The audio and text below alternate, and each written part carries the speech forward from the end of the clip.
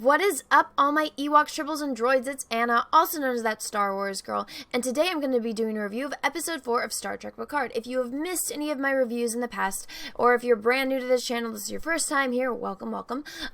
The links for all of the reviews in order are in the description below if you want to click on that to go watch these reviews in order. This is a very different type of review than I've usually done, because it's been getting harder and harder to contain my even attempting to describe it, because I want to say entertainment, but that's not the right description, to retain my awareness of everything that's going on. Again, it's like I had a list of the most important things that happened in this episode, and it's that they continue to forget the fact that universal translators forget, or that they exist, and I have forgotten to mention that in all of my previous reviews. I've talked about it on live streams so much that I feel like it's a broken record, but that's something that I need to remind myself to remember in these reviews. Universal translators are a thing. They have existed since the beginning of Star Trek. They actually did more of an in-depth little, story arc about the universal translators in Star Trek Enterprise. Anyone that's a Star Trek fan knows what the fuck a universal translator is. I shouldn't have to explain that. There is a reason why, if you do see an alien speak in their native tongue, it's usually ritualistic. And if there's not a translation for that word in the language of the alien species that they are communicating with. That's why when we see Romulans, guess what? They're all speaking English. Universal translators. If you're a Romulan, you're going to be hearing Romulan. You're not going to be hearing English. That's the basic kindergarten breakdown of how the universal translator works. And again, I feel like this just continues to solidify my point of that whoever is writing this, they don't know shit about Star Trek. The writers and producers, they are completely oblivious. What they did was they opened up Netflix, they scrolled through episodes on Netflix, and they saw the little 1 to 2 sentence descriptions of each episode. They're like, that sounds fun, let's use that. Let's use that. Because they don't know the basic technology that exists in Star Trek. And apparently they don't know what really phasers are either, because that's going to be a point in this show. But let me go through my points, and then we're going to go through all of these visuals and break down scene by scene what's been going on. Lazy Romulan / unambitious. Yes, the Romulans are basically not Romulans. They're basically just lazy humans that want to be handed everything, which is very unlike Romulans. Romulans, they will, fight you to the death. They will outsmart you. They will trick you. They will pretend to be your best friend and then stab you in the back if you have something they want. That's a Romulan. They are not like humans. They have a whole different agenda. And you're telling me that a Romulan is going to sit on their ass for 14 years? I don't buy it, but we're not even there yet. Romulan warrior nuns. You would think I'm kidding when I say that, but I'm not. Stoner hologram. Again, you would think I'm kidding, but I'm not. Incesty wake-up call. That happens. Twilight Borg slip and slide. You would think I'm kidding, but I'm not. Let's see. Oh, and then that last one is a spoiler, so I'm not gonna say that until the end of this review. Alright, so like I said, this is a very different review than I usually do. I'm gonna go through, and we're gonna go through images. So, obviously, out of all of the episodes of Picard, I will give it this. This one had the most Picard in it, even though it's a TV show about him. This had the most Picard. It had him going on missions and doing stuff, and this felt like it was the closest to a complete story, I guess, because it has a problem that got presented at the beginning, and it has a resolution for that at the end. And I think that has to do with number 1 here. So let's get through it. So here we go. This is the Romulan relocation hub 14 years ago. From the current time that Picard is in, this is the past. So we start off the episode with a flashback. Now, if you've ever been to California, or, this actually kind of reminds me of Vegas, just without the mountains. This honestly looks like a resort in Palm Springs that they had a picture of, that they just edited in some foliage and made it look like it was a destroyed city. But I'm sure if I went on Google Maps, I could find this exact image. That's how lazy these people are. But anyways, let's go. So this is Elrond. He's Elnorm.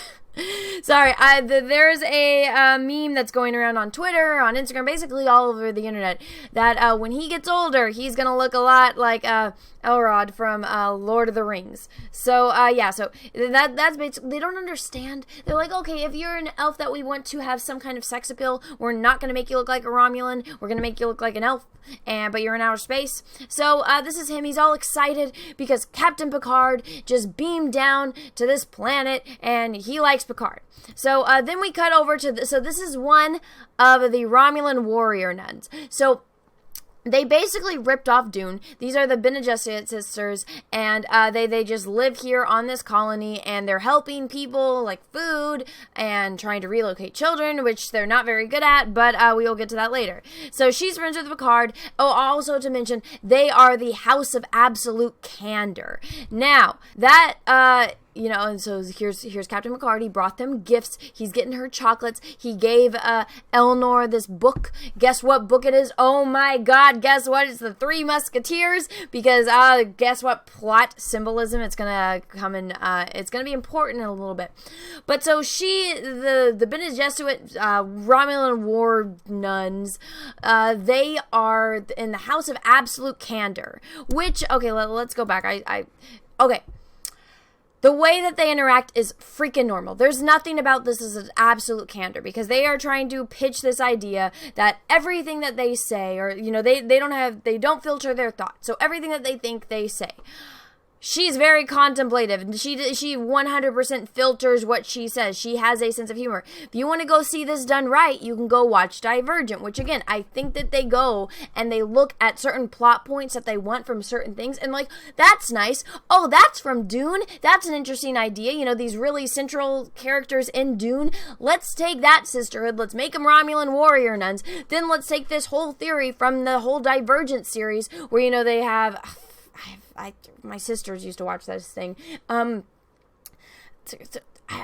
Amnity, Amnegate, and I can't even remember the damn words. All I remember is Candor was the one, and and those, if you want to see absolute candor, you go watch that, and you see how they're obnoxious assholes because they don't filter what they say, and they're just completely honest, which is what candor means, and it's obnoxious, but then you realize that that's how they're brought up. They don't know any better. It's not them trying to be offensive. That's just how they are. This is normal. They use the term, we're absolute candor, when it's like, no, you're not. You're filtering everything you say, so don't give me that BS. So yeah, he's bringing them gifts. He's all friends. The little kid's smiling. She's about to get her chocolates. And then, oh my gosh, he's going to teach the little kid how to fence, because remember, he looks like the elf, in the future. But so he's teaching the little kid to fence, and then he's reading him to book. They have this great bond, because Captain Jean-Luc Picard does not like children. They even joked about it earlier on, that he doesn't like children, and they were kind of teasing Eleanor that he doesn't like kids. But then you're telling me that Jean-Luc Picard is going to be all cuddy buddy, let me teach this little kid how to fence, let me read him the Three Musketeers, when I got shit to do. I got an entire freaking empire to evacuate, but no, let me chill on this planet and let me teach this kid how to fence, and let me read him a book. And not a small little story book. No, it's a long ass fucking book. You're telling me Captain Picard's got time for that? Hell to the fuck no. But do these people care? No. No wonder all the Romulans died, or a majority of them died. He wasn't even freaking helping. He's sitting here teaching a kid how to read. And it's in English too. What the hell is this kid gonna have a use for that? But anyways, let's move on. Alright, yeah, so back to fencing. I thought that this was a nice image. And then he's got to tell the sisters, hey, the synths attacked Mars. I gotta go, because, I haven't been doing my job. But anyways, I gotta go. Deuces. Bene Gesserit sisters, I'm leaving. I'm out. She didn't even look like a Romulan. They didn't even do her eyebrows. That just looks like she didn't just fill them in on the ends. Because that happens sometimes. Women, you fill in your eyebrows, and if you don't fill in this, but with certain camera angles, she didn't even get her makeup done. This is so ridiculous. And then she's saying bye, but she's like, what about Eleanor? And he's like, I'll come back. Don't worry. So then we cut to the ship. And so this is Rios. He's the captain of the ship. They keep showing this damn book. They keep focusing on this damn book. Like, this is some deep meaning. And if you understand this book, you will understand him and his soul. I'm over here like, why are all the holograms him? because they already they went really in deep into, the hologram and how, a hologram, they're basically fighting for the fact that they exist and that they're a sentient being and that they have an identity, kind of like Data in A Measure of a Man. The Doctor had to do that in Voyager, and even, the little Irish town, they were fighting for hologram rights because the Doctor found out that his EMH program was, not worthy anymore, that they had upgraded it, so all of his, all the EMHs that look like him are off mining asteroids and stuff, and so he was like, that's not fair. Us holograms, if we're actually left on, if you don't treat us like shit, we actually have feelings, we're people too.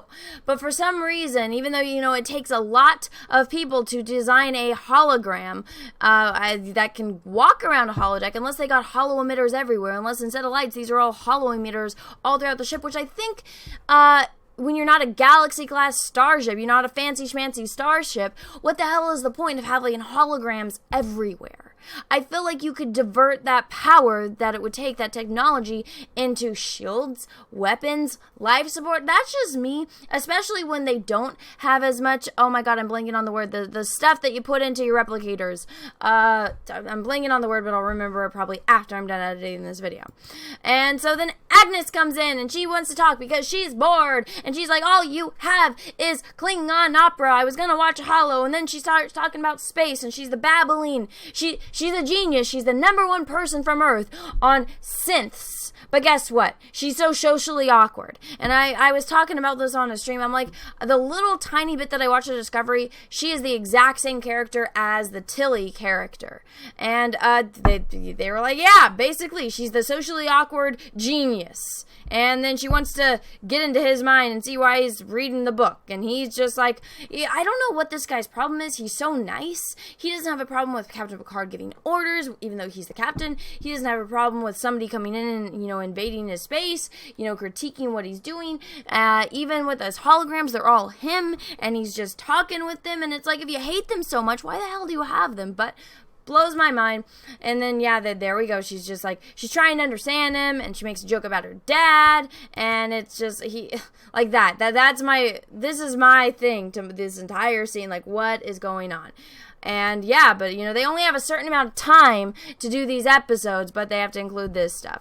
And and then Raffi comes in because she's pissed, and she's like, why the hell is our flight path changed? And he's just like, oh yeah, Captain Picard changed it. And so this is Captain Picard in his own holodeck that is being designed by, oh look, it's Rios' clone, but it's a hospitality EMH, or I guess I shouldn't say EMH.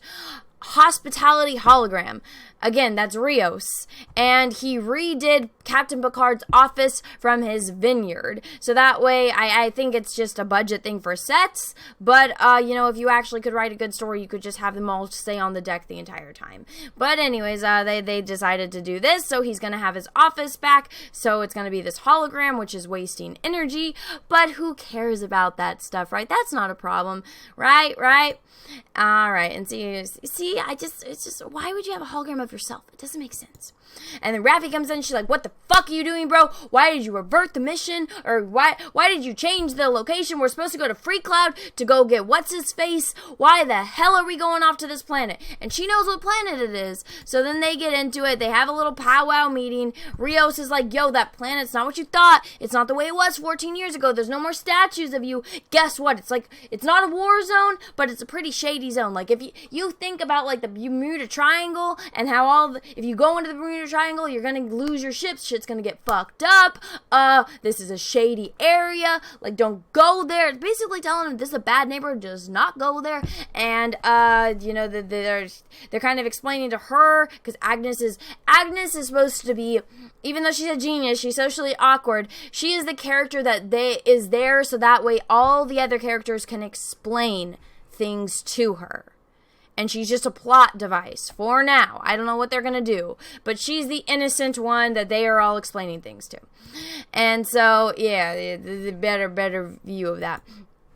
And so then Raffi is, they're talking about the kid because she knows about the little boy, she knows about Eleanor, and she knows that Captain Picard is feeling guilty, and he tells her basically, I'm never going to be able to come, I don't know if I'm ever going to be able to come back here. This is my last chance to see the kid, to see the Bene Gesserit sisters, aka Romulan warrior nuns, and basically implying that he might die, because we found out that he's dying, which I think is just a cop-out that they had to put in the very beginning of this damn show, so that way, just in case if anything does happen to Sir Patrick Stewart, they have that little cop-out that they said, oh yeah, back in that one episode, we said that he was sick, and we didn't know what was going to happen, that he could just drop dead in any instant. So, he's basically kind of just telling Raffi, I need to go because I might die, and I'll regret it if I don't. Even though it's like, bro, you had 14 years, we already know you didn't have fun on that vineyard, why are you complaining now? Like, why all of a sudden out of the blue, 14 years later? You could have gone right after you got, dissed by Starfleet. You could have gone and helped them. Instead of, just wasting your life on Earth with vineyards that you didn't even care about, why didn't you just go back to this planet and go help people? Why didn't you make yourself useful? Yeah, you're not in Starfleet anymore, but you could have finished your mission. You could have helped. You could have used your political power, because I know you still have friends. Out of all of the species that you have encountered, out of all of the, the societies that you've helped build and, helped make peace with, you're telling me that Darmok, Angelad, at Tanagra didn't mean anything? That you can't call them up and be like, yo, Darmok, Angelad, and Tanagra, I need your help, bro.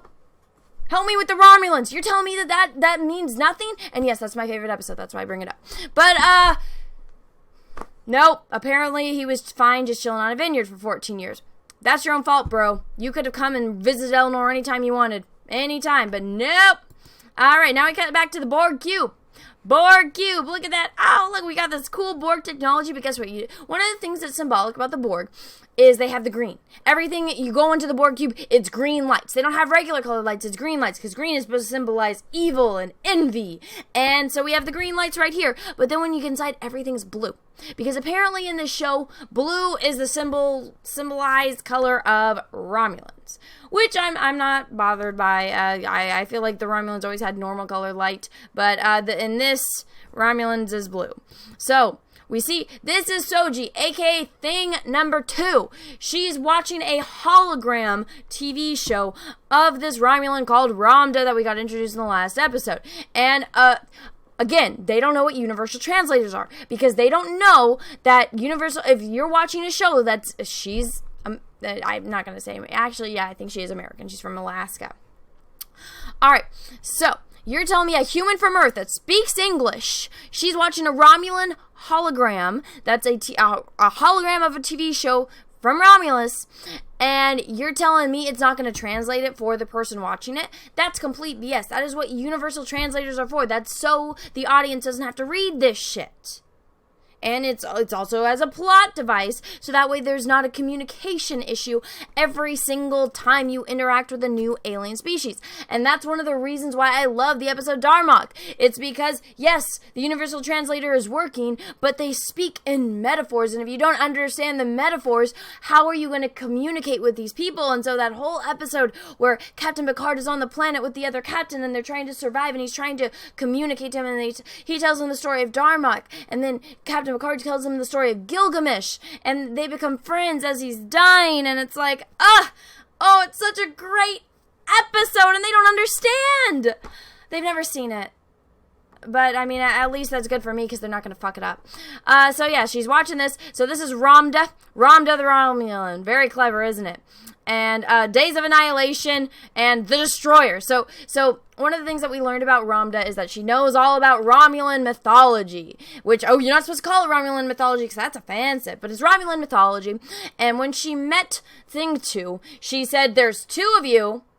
One of you is good, one of you is bad. I'm assuming you're the bad one since you're alive and you're here with me. You are the destroyer of worlds. So it's trying to imply that Soji, or Thing 2, is the destroyer. And then, so we cut over to Captain Picard. They're getting to the planet. Again, this is the Romulan planet where the warrior nuns are. And there's some kind of shield over it. And so you can't break through it. It's this impenetrable shield that they mentioned was the shield that was around Mars that the synths turned on the planet that, basically destroyed Mars and everyone on it. And so there's only a 7-minute window for you to beam in and out, and you have to get approval. He's like, tell them it's me, and they're like, yeah, they don't care. They don't like you anymore. Because for some reason they blame you for all their problems, which is going to be important later on. And so there's a little speck of the shields for those of you that care. I'm just like, all right, it's that. Yeah, all right. All right, so then he gets down to the planet, and then we have all the Romulans, they're living in basic poverty. Look like this dirt floor. And you're telling me that these people that had this great advanced society, that were even advanced than Earth, than humans, you're telling me that just because their planet exploded, they cannot get access to other technology. They can't none of these people here have any skills that they can use or, provide a service for to get things in exchange for those skills. You're telling me everyone on Romulus that survived, that got brought to this planet, is completely useless to everyone in the galaxy. That they can't just call up the Ferengi and say, hey, we're Romulans. We're notorious for spying on other cultures. We can give you the inside scoop if you give us some latinum or give us some technology, some supplies for our little colony. You're telling me none of the Romulans could do that? None of them could call up the Cardassian Empire and say, hey, you know what? Again, we're good at spying. We can provide you. Here's the little code. Remember when Scotty went back in time and he told the human on Earth, which, I mean, they're both humans, but he showed him, he gave them the formula for creating glass instead of being 6 inches thick, that's only 1 inch thick, that can hold the whales? Remember when that happened in the voyage home? Of course they don't, because the people that write this shit don't know anything about Star Trek. But so you're telling me that none of these Romulans had any type of formula for these technology that they couldn't sell to go get better supplies for their colony to rebuild Romulus? Because that's one of the things about the Romulan culture, is they are very ambitious. Even when you see kind of more in-depth stuff with Nemesis,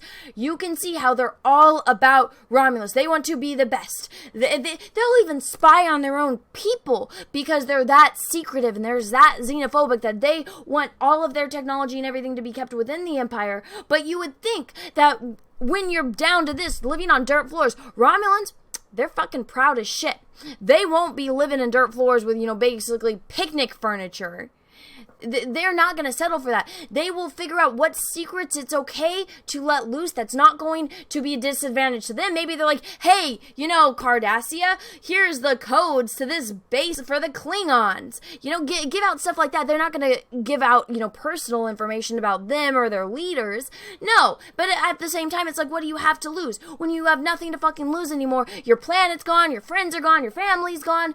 Why not sell the things that could be valuable to rebuild your society, and you can fix all the kinks and tighten all the screws, fix all the kinks, build it the way that you want to be with all the Romulans that are left. Rebuild your society, start having babies, start having lots of babies, so that way you can rebuild your numbers and make a new empire that's going to be better than the one that came before. But apparently none of these Romulans are ambitious. None of them are Romulans.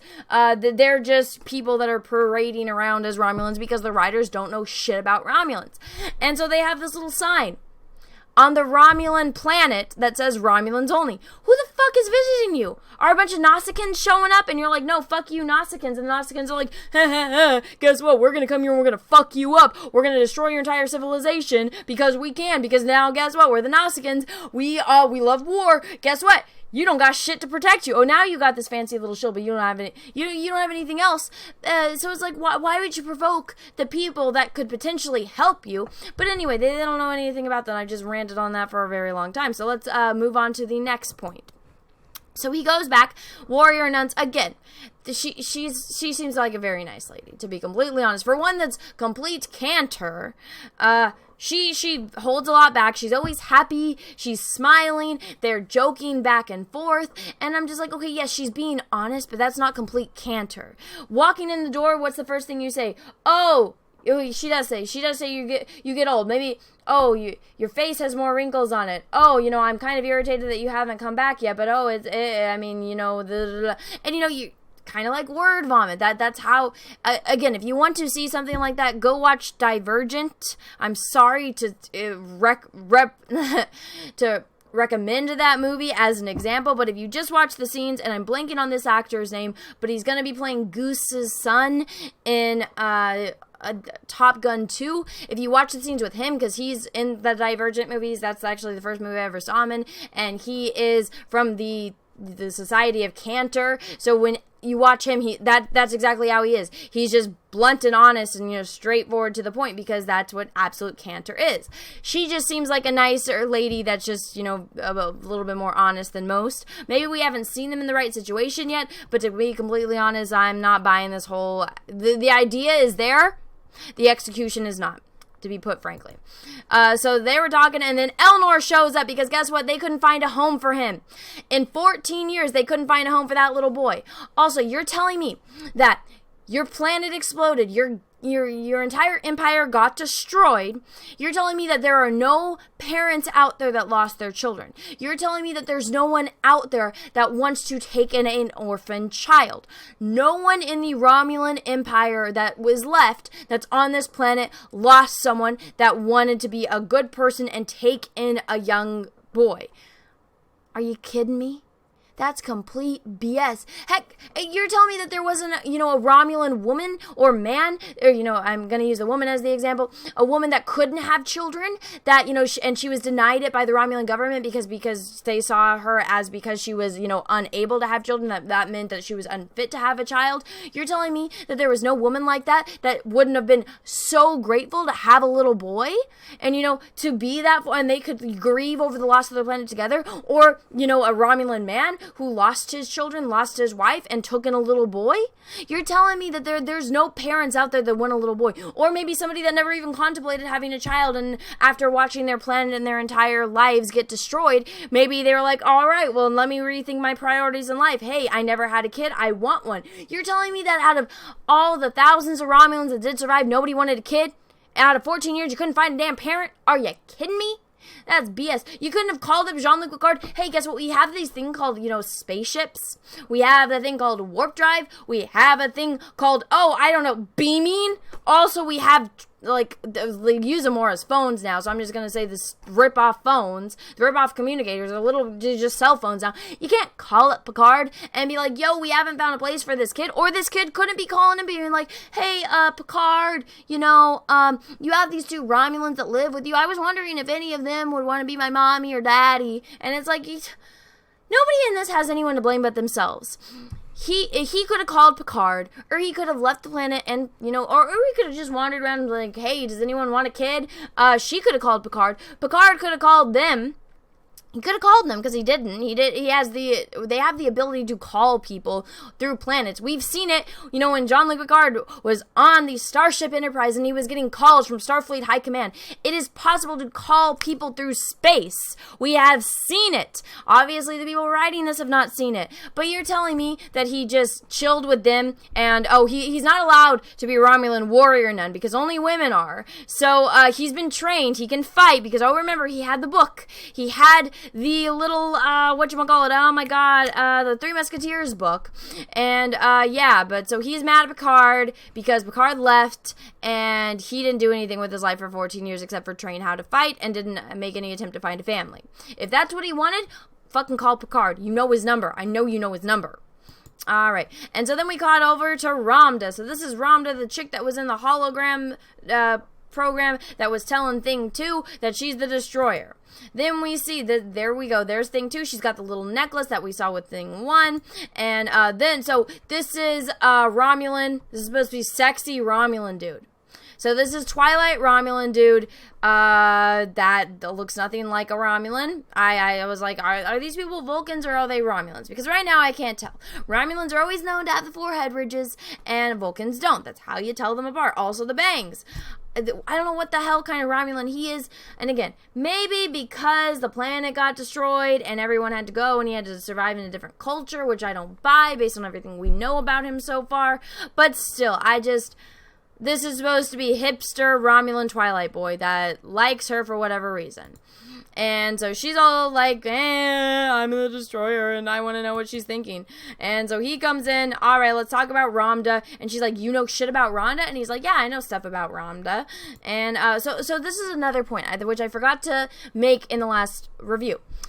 You're telling me that this Romulan was assimilated by the Borg, the only Romulan ship to ever be assimilated by the Borg. You're telling me that she was assimilated, she got rehabilitated, and she's still freaking crazy, but they have enough time to do her nails. They have enough time to go and put acrylic nails on her nails, and they just got done. You can see there's no growth. Any woman watching, or man, I don't know, if you get your nails done, you will know this, you can start seeing growth within a few days. And she didn't have any growth. These are brand new spanking nails. So somewhere on this Borg cube, there is a manicurist that knows how to put on acrylic nails. Doesn't make much sense, does it? It doesn't. But, hey, plot, right? All right, let's go to the next photo. So then they're having a few drinks, and she's just like, are you Tal Shiar? How do you know all this information? And he's like, no, I'm not Tal Shiar. And she's like, well, if you were Tal Shiar, would you tell me? Why are you always watching me? And he's just like, oh, well, I'm watching you. Yeah, I'm following you, but not for the reasons you think. And he was trying to, be like, oh, yeah, I'm watching you, but not for the reasons you think. Hey, girl, you're looking good. Because remember, they slept together. But, yeah, and they're all coupley. And so he's just like, who would you want somebody to look at you like that? Like, how creepy. Like, that's when you get your little whistle. You're like, hey, stranger danger. Like, he's just like, I've been watching you, but not for the reasons you thought. And he's like, I know.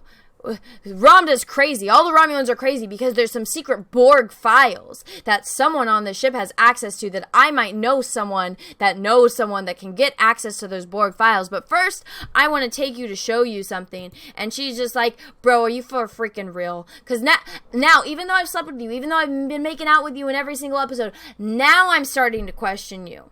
It's like, wouldn't you do that before? But you know what? To each their own. Maybe he was looking pretty good. Maybe it'd been a while for her. But still, it's like, chick, these are things that you should have been asking earlier, because now you're starting to get suspicious of him, that he's been following you around. He doesn't have any badges. He doesn't have any uniforms. He just gets to go and follow you like he pleases, looking at you like that. Yeah, I'd be kind of creeped out too.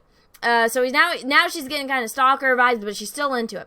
So then he's like, let me take you. I'm going to go show you something because the Borg files. But first I want to show you the secret Borg ritual. And she's like, Borgs don't have secret rituals. And he's like, yes, they do. I'm going to show it to you. And then, guys, I fucking kid you not, they start slipping, sliding. He makes her take off her shoes. And then he's like, yeah. He's doing the Xena battle call. And he's like, yeah.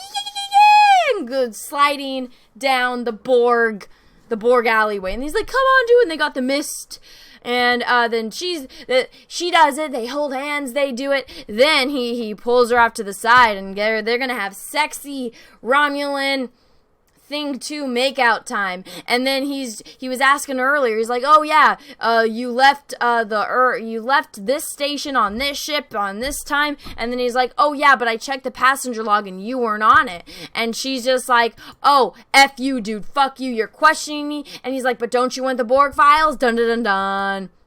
Oh, so romantic. And then she turns when he mentions the Borg files, and it's like, all right, this is so romantic, this Twilight bullshit.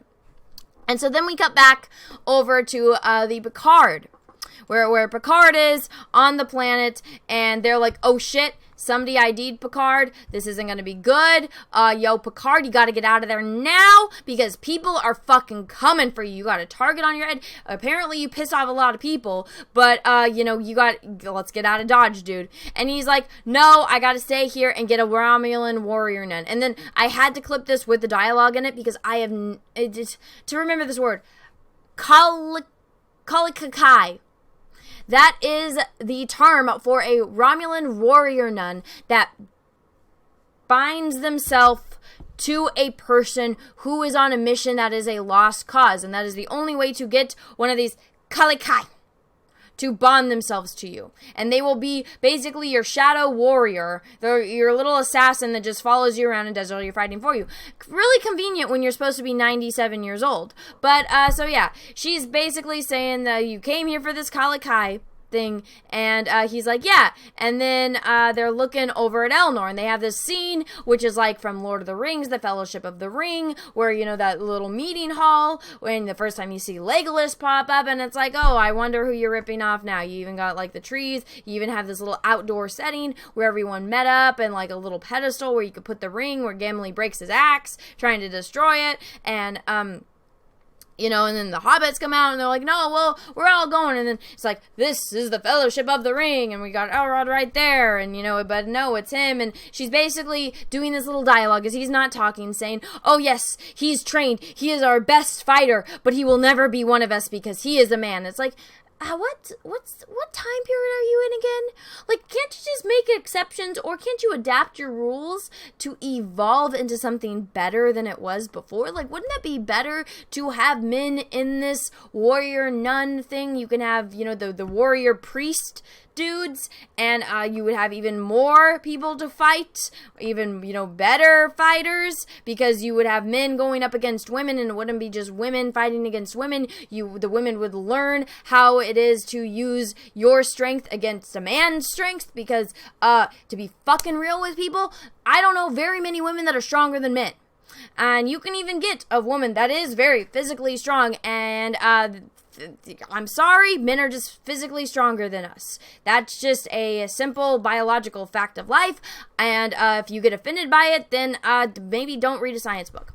But yeah, let's move on. So then she's basically like, yeah, we never found a home for him. And he's like, I always thought you would find a home. And again, I'm just like, are you serious? You never called. You never visited. You had 14 years on a vineyard, which you have admitted you didn't even enjoy. It never felt like home to you. Why didn't you leave? Go back, since you care so much about this kid, even though we know for a fact Captain Picard does not like children. You know, why didn't you come back and help these people? You had 14 years. You were free of your Starfleet obligation. Go. Use your political power. Use the pool from all of the thousands of people and thousands of worlds and societies that you have helped to get you to help you in your cause. If anyone could bring people and rise people to the occasion and, you know, inspire them to help, it would be Captain Jean-Luc Picard. But instead he sat on a vineyard for 14 years. Are you fucking kidding me? Who the fuck wrote this? Somebody that doesn't know shit about Star Trek, that's for sure. And so, yeah, then I got a clip back, establishing shot. Again, it's Palm Springs. And so then he's got to pitch his little sitch to Elnor. Because that's the whole thing. To get a Romulan warrior nun to help you on your quest, you have to prove to them that it is a lost cause, that it's impossible. And so that's when they will help you, because they are like your little guardian angel. And so he's like, yo, remember my friend Data? Well, guess what? He died. And then guess what? He had 2 daughters that I just found out about, and one died, and now I gotta go find the other one and make sure that I can protect her, because he was my friend and I want to protect his last living child. And it's like, did you ever think that this might be Lore's child? But you know, they don't know about Lore. They have not mentioned Lore once. They have not mentioned Lal once. Data's first daughter. But anyway, he starts pitching it to him, and he's like, I need you to come with me. What does Elnor do? Oh, he's starting to get pissed. He's like, are you kidding me? Are you kidding me? Then he's like, oh, it's not gonna load. He's like, fuck you, Picard. Fuck you with something hard and sandpapery. You didn't need me when I was a child, so you abandoned me. You didn't call me for 14 years. And now that I'm a man, and now that I'm strong, and now that I can fight, now that you have use for me, now you want me? And then he's like, well, fuck you, Picard. And he leaves him, and he's like, I'm not helping you. And Picard just left sitting there all sad. And then Picard decides, here's that Romulan thing that we saw. He kicks down the sign, and he's like, no, fuck this. I'm going in. We're not having the segregation, because bad segregation doesn't make sense to be there in the first place, but whatever. He goes, then he sits down. This dude comes up, and he's like, yo, bro, do you remember me? And Captain Picard's like, no, dude, I don't remember you. And he's like, yo, I was a Romulan senator. And you, Captain Jean-Luc Picard, gave this incredible speech that, you know, about how you were going to save us, how the Federation was going to help, and you fucking failed, dude. And now I'm nothing. It's like, is it really Captain Jean-Luc Picard's fault that you've done nothing with your life for the past 14 fucking years? No, it's not. No one is to blame but you. And so Captain Picard's over here like, bro, I'm sorry, we tried, there was just too many of you, we didn't have enough ships, we didn't have enough time, and he's just like, no, fuck you, bro. Fuck you, you're the reason for all of our problems. You're the reason why we're here living these miserable lives, because none of us have made any attempts to make our lives better in 14 years. We have sat on our ass, we have not tried to build this colony up. Apparently we've not tried repopulating either, even though we know that our empire got destroyed by a freaking supernova, and we need more babies, we need more kids, or else our species is going to die out. None of them are over here like, ooh, sexy time, let's go make babies, because you know that usually makes pretty people people pretty happy. They're not trying any of that. He's a senator. You're telling me that a senator, those people, you have to be very ambitious to do that. You have to willing to put a lot of hard work. You have to campaign people. You have to be a very motivational speaker to get people to rally behind you. You're telling me a man like that sat on his fucking ass for 14 years instead of trying to rebuild this society, especially since we don't know how many more how many politicians survived. He could have been their freaking leader. He could have been like, this was what we wanted Romulus to be. Here are all the problems. Well, guess what? I know the insides and out. I know what the problems are. I know what our strengths are. And guess what? We're going to rebuild. We're going to make an even better Romulus. And we're going to have an even better society. Everyone start having babies. Everyone, let's start rebuilding. Let's just take a little powwow, maybe 14 years, maybe, rebuild our society. All of our kids will be teenagers by that time, and or it's the beginning preteens, or earlier, and we start rebuilding. Let's hire people. Let's trade the things that we have for technology. Let's do that. But no, apparently the senator didn't think about any of that and sat on his ass for 14 fucking years along with everyone else. Are you fucking kidding me? What happened to the Romulans? Who the fuck are these people? Because they are not Romulans. This is fucking bullshit. Go watch the original fucking series and see how the Romulans are. Go watch The Next Generation. Go watch Voyager. Well, Voyager not as much. But go watch it. Go watch it and learn about freaking Romulans. Heck, even half Romulans cause more fucking problems and do more shit with their lives than this fucker who literally, come on, you survived. Wouldn't your mission be to rebuild your race and, to have pride in who you are as a people? Because we know that's not something Romulans are lacking is pride. But anyways, then he challenged Captain Jean-Luc Picard to a fencing duel. And I'm like, you are fucking Romulans. Think about Indiana Jones. And yes, we all know why Harrison Ford shot the scene like that. When you got the swordsman and he's doing all the fancy stuff and Indiana Jones takes out his gun and shoots him, that's a Romulan for you. Romulans are not going to fight fair. They are going to fight as dirty as motherfucking they can. And, but apparently they want to fence with Captain Jean-Luc Picard, and they have this really fancy old vintage, fencing blade. I'm blanking on what they're called, but it's a fencing blade. Whatever. Fencing sword. A sword. They have a very fancy vintage fencing sword. And, we all know that Captain Jean-Luc Picard is an expert fencer. So you're really, even though he's older than you, even though Romulans are stronger than humans, you are going to go up against Captain Jean-Luc Picard. Are you fucking kidding me? He's been training his whole life for this. So then they get the en garde. They get in the fight. We're going to see Captain Jean-Luc Picard put his skills to the test. Finally, he's not just fighting with Guinan. They're not just practicing. No, we are going to get to see Jean-Luc Picard, Captain Jean-Luc Picard do a fencing match and fight and beat a Romulan. Actually, you know what? These aren't fencing swords. These are actual swords. I'm sorry. From the hilt, it looked like a fencing sword. It reminded me of the Princess Bride. But anyways, then this fucker shows up. Elnor shows up. He literally just told Captain Jean-Luc Picard, go fuck yourself, and now he's back. And now he is going to say, hey, if you fight Captain Jean-Luc Picard, I am going to fuck you up because I am sworn to him, he's sworn to me, and I'm helping him on his cause. If you fight him, I'm going to kill you. Choose life, don't choose death. This guy's like, fuck you, Elnor. And Elnor's like, bitch, say what? And then I kid you not, he does this flippy thing through the air when, as all these guys are fighting. You can't see them because he just killed one over here. He's got some Romulan blood on him, which this was a really hard screenshot to take, guys, because there's blood all over it and the green blood. And so then the other guy's trying to fight with Captain Jean-Luc Picard, the senator, and then Elnor spins through the air and cuts his head off. What a waste. This dude was a fucking Cinderwall. I mean, he already wasted 14 years of his life.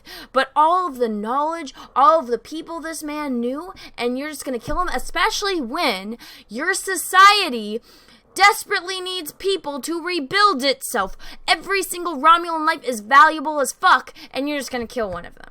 Especially one of that caliber. Are you kidding me? You look at that face. You're telling me that a religious... because these are nuns, they're Romulan warrior nuns, that they wouldn't just think of disarming someone, of maybe cut his hand off or something, slice his Achilles heel, but no, you just cut his head off. It was stupid as all fuck. Who thinks like this? Go call a Vulcan, have one of them come and teach you guys all about the meaning of logic, because you seriously are lacking it. But, and instead of, just maiming him so he'll run away and, get a prosthetic or something, no, you freaking kill him. What did I just do? Oh, I'm zooming in. And then Captain Jean-Luc Picard is like, what the fuck just happened? All the people are like, what the fuck just happened? Eleanor's like, I'm on your side, bro. I'm going with you. And, then Captain Jean-Luc Picard gives this little speech to all the Romulans about how he's sorry and he's gonna help them. Then they get beamed up to the ship. We got some lens flares, and he's just like, so you're coming with me? And he's like, yeah, bro, I'm coming with you. Let's pray for a second. Oh, yeah, another lens flare. Let's pray for a second. Let's bond each other to each other, because I'm bonding to you because we got a lost cause. Everyone comes up and like, who the fuck is this? Raffi actually has a very clever line where she's like, who's the dude with the stick? Like, you brought a dude with a stick into a space battle. Are you fucking kidding me, Picard? She's like, who is this man? Look at this face. She's like, wide-eyed. I'm going to be the vessel that the writers use to ask the stupid questions, because I am supposed to be the representation of the audience on screen. I get to be, young and youthful and doe-eyed, and I also get to be a complete genius, but I'm going to be stupid as all fuck, so that way everyone can explain everything to me. And so then she follows them asking questions. She's like, oh, what does it mean when you're bound to a cause? And he's like, that means that, there's absolutely no chance of it succeeding. And that's the only time a Romulan warrior nun will align with somebody on their cause. And it's like, oh no. And so then this is, remember when I said incesty wake up call? So this is Twilight Romulan dude, Twilight hipster Romulan dude. His sister seductively caresses the side of his face. And again, her nails are all nice and done too. It makes sense though, because she's on Earth. She has access to, all the beauty stuff. She can get a facial. She can get her hair done. She can get a manicure and a pedicure. It makes sense for her to have her nails done. But and you can go through every scene and go look at all the Romulan women. Not all of them have their nails done. You can go back in previous episodes. It's just her and Ramda so far. And I'm blanking on Commander O, if she had her nails done. I can't remember off the top of my head. But she's got her nails done. She's caressing her brother. He wakes up and he's like, what the fuck is going on? Who the fuck are you? And he's like, oh shit, it's my sister. That moment was like, oh, what the fuck? And she's just like, And remember, guys, I've said this.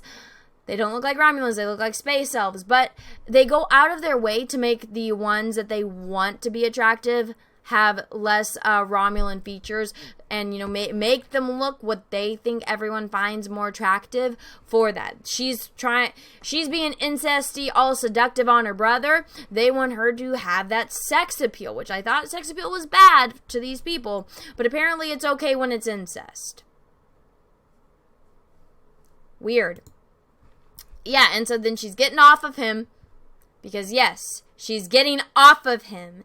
In his bed, she's telling him, yo, brother, did you find out the information on the synth? Or are you just busy, having your little fling with her? Oh, yeah, you've been studying her your whole life, and now that you've met her, you're fascinated with her, you're living your basically dreams, and you need to snap out of it. You need to find out where the rest of them are, because the goal is to kill her. And he's like, no, if I say something, it's gonna provoke her. And she's just like, that's him. He's like, if I say anything, sister, it's gonna provoke her, and then she's gonna activate like the other one did on Earth, and and then she's like, you know what, I don't fucking care. You find this out. She's like 7 days. You have until the next time I come back. When I come back, if you don't have the information, I'm gonna fucking kill her. because that's our mission, and we're gonna have to find them the hard way. And then they get into a fight about it, because, you know, he doesn't like that, and she's like, yo, brother, even though, you know, you're a man, you're physically stronger than me, fuck you, I'm holding you up against a wall, I'm gonna choke you out, I'm gonna tell you you're my bitch, and I'm gonna tell you when to jump, I'm gonna tell you when to blink, I'm gonna tell you when you can fuck the synth, and I'm gonna tell you when you need to find the information, and if you don't, I'm gonna kill your synth girlfriend, and I'm gonna fuck the shit out of you. Not that way, that did not come out right. I'm gonna fuck you up. I'm gonna fuck up the shit out of you. That's the sentence I was meaning to say. Oh my god, I am tired. But anyways, yeah, and I had to include the screenshot because it's the way she talks to him. It's like, oh my god, he's your brother. Please let you guys be adopted. Please don't be biological siblings. Please be adopted, because this is just wrong. And then she leaves, and she's like, you got, like, I'm gonna be like Samara from The Ring, 7 days. When I come back, you know what's gonna happen. Either she's gonna die, I'm gonna beat the living shit out of you, or she's gonna live, she's gonna tell us the information, we're gonna go on the mission, and then we're gonna kill her anyway. So yeah, that was that incesty scene, and he's all there, like, all upset, because he's like, I just got beat up, I just got groped and beat up by my sister, and now I gotta either, you know, get this information, I gotta push this relationship, get this information out of my girlfriend, or I'm gonna have to kill her, so yeah. And yeah, I do that dumb voice because he's dumb. Then we get back to the ship, and so everyone's on the ship, but guess what? They are getting attacked by the people that they warned them about earlier on in this episode, because everyone fucking wants to fuck up Picard, and they're getting shot at, and so yeah, it's not looking good. I said this before, he is like a knockoff Wolverine. He's got the cigars, he's got the alcohol, he's that loose cannon that actually has a good heart, that does want to help people, but he's so hesitant to help people because he's been scorned in the past. They're not supposed to have smoking in Star Trek, but guess what? The people that wrote this don't know shit about Star Trek, which is why this is here. And then he's got his hologram. This is his hippie stoner hologram that's there to do the shooting. Even though, you know, you have autopilots that they've shown in this show. They have automatic targeting, you know, mechanisms. They have, again, autopilots.